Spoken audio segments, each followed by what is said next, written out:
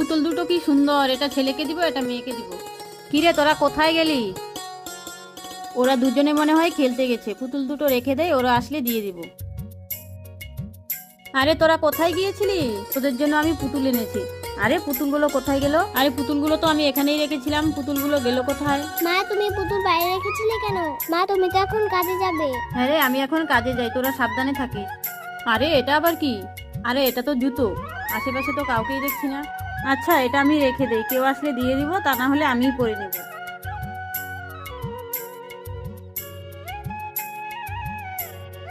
আরে কত সুন্দর পুতুল! ভাই মায়ের জুতো নেই, আমাদের জন্য পুতুল নিয়ে আসলো। আরে দিদি, চল ভাই দোকানে পুতুল দুটো দিয়ে মায়ের জন্য জুতো নিয়ে আসি। চল দিদি। ভাই মা এই রাস্তা দিয়ে যাবে, চল জুতোটা এখানে রেখে লুকিয়ে পড়ি। মায়ের অজান্তে বাচ্চা দুটো কাজটি ভালো করলো না খারাপ করলো আপনারা অবশ্যই কমেন্টে জানাবেন।